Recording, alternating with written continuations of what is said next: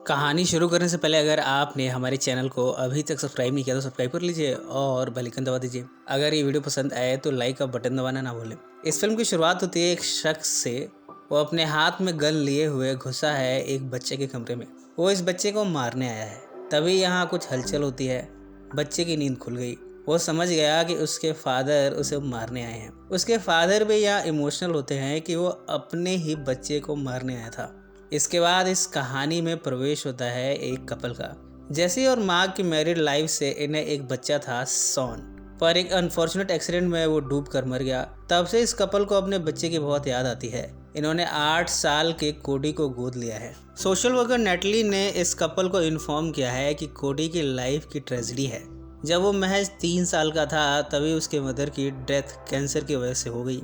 इसके बाद कोडी को 2 और कपल ने अडॉप्ट किया, पर वे कपल कोडी को खुश नहीं रख पाए, यानी वो कोडी को पालने में कामयाब नहीं हो पाए।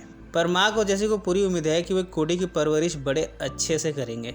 वैसे भी अब कोडी के अलावा इनके पास खुश रहने के लिए कोई नहीं है। ये बच्चा बड़ा प्यारा है। जेसी तो इसमें शॉन की इमेज भी देख लिया करती है। सब कुछ ठीक चल रहा है। कोडी जब सोने जाता है तब उसने एक सपना देखा।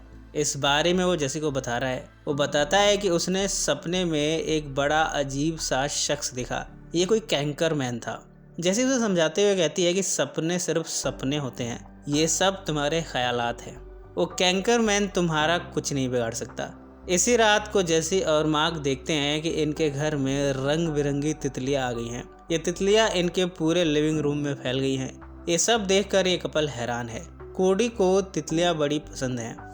मार्क को ये बात अच्छे से मालूम है। कोडी को गिफ्ट देने के लिए मार्क ब्लू कलर की तितली को कैप्चर करने की कोशिश करता है। कोडी की नींद खुल गई और तितलियां गायब हो गई।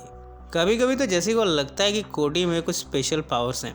उसमें जेसी को शॉन की इमेज दिख जाती है। कोडी के सपनों के जरिए शॉन यहाँ आता है।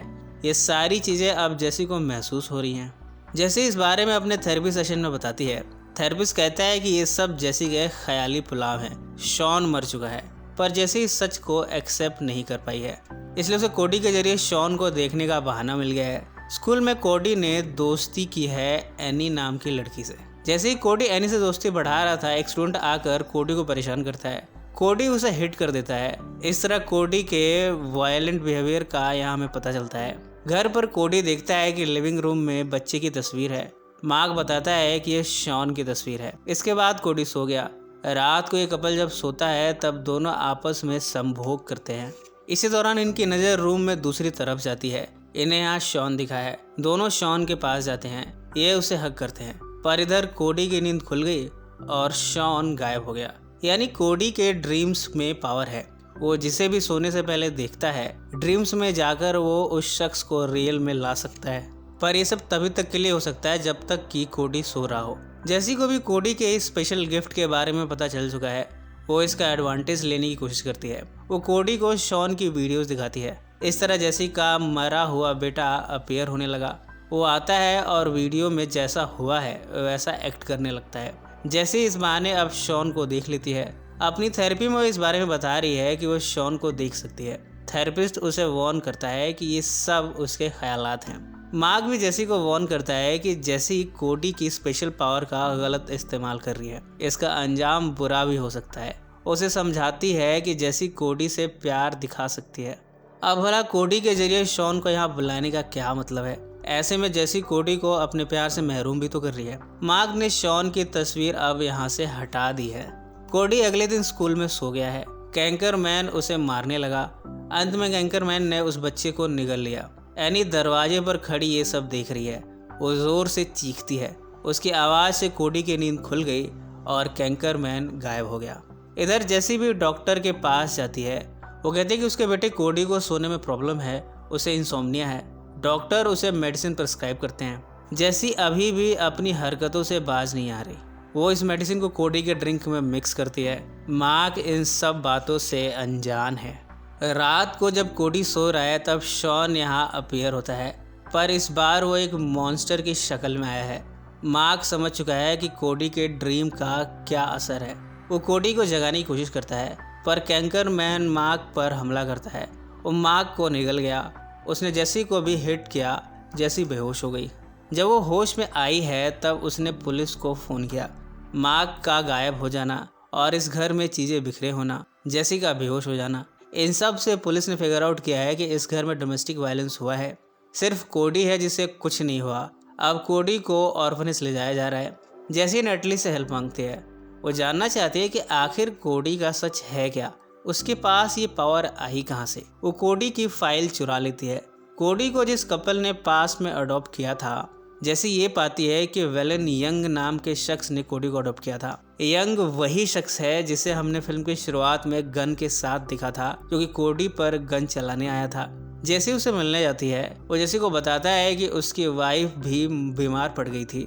कोडी को ऐसा लगा कि उसकी रियल मदर बीमार हुई है और इसके बाद यंग की वाइफ भी वैसे ही गायब हो गई जैसे कि मार्क गायब हुआ है। यंग कहता है कि कोडी ने अपने ड्रीम के जरिए यंग की वाइफ को लाया भी, पर वो सिर्फ एक रेप्लिका थी। रियल में वो यंग की वाइफ नहीं थी। ये सब जानकर यंग ने ठान लिया कि वो कोडी को ही समाप्त कर देगा। ना रहेगा कोडी, ना ही वो सपने देखेगा और ना ही और लोग मरेंगे। इसलिए वो गन लेकर उसे मारने गया था, पर वो ऐसा कर नहीं पाया। यंग जेसी को आइडिया देता है कि कोडी को मारने के अलावा और कोई ऑप्शन नहीं है। जेसी ने यह आइडिया खारिज कर दिया है। जेसी अब कोडी के रियल मदर के बारे में जानना चाहती है, शायद उसे कोई क्लू मिल जाए। वो कोडी के बेड के नीचे एक बॉक्स पाती है। इसमें कोडी के रियल मदर की एक डायरी है। इसके साथ ही एक पिलो है बटरफ्लाई के शेप का। अब जेसी को सब कुछ समझ आ गया है। वो पहुंची है कोडी के ऑर्फनेज। रात के अंधेरे में कोडी का सपना जारी है। बाकी बच्चे वॉल से बंधे हैं। कोडी के साथ उसकी मदर भी है, जो कि मॉन्स्टर की शक्ल में है। कोडी भी मॉन्स्टर के रूप में है। कैंकर मैन जेसी पर अटैक करता है। जेसी यहाँ उस बटरफ्लाई शेप पिलो को लाई है। वो इसे कैंकर मैन को दिखाती है। ये देखकर कैंकर धीरे धीरे वास्तविक कोडी के रूप में आ गया।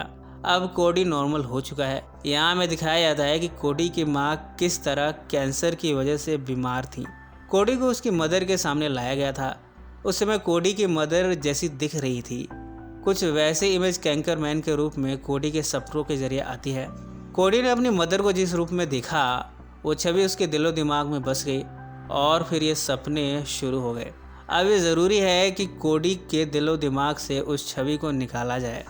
जैसे उसे उसकी माँ की डायरी दिखाती है, वो कहती है कि उसकी मदर उसे बहुत प्यार करती थी, पर उनको कैंसर था। कोडी ने कैंसर वर्ड को कैंकर पढ़ लिया था और फिर कैंकर मैन की इमेज उसे ड्रीम में आने लगी। अपनी मदर की डायरी देखकर अब धीरे धीरे कोडी ने अपनी मदर की कैंसर से पीड़ित बीमार औरत की इमेज को भुला दिया है और अब वो नॉर्मल हो गया है। उसने जेसी को अपनी नई मदर के रूप में स्वीकार कर लिया है। जैसे जिसने कि अपने पति मार्क को खो दिया है, पर अब उसके पास कोडी है। इसी के साथ ये फिल्म समाप्त हो जाती है। सो फ्रेंड्स, फिर मिलेंगे ज़िंदगी के किसी नए मोड़ पर।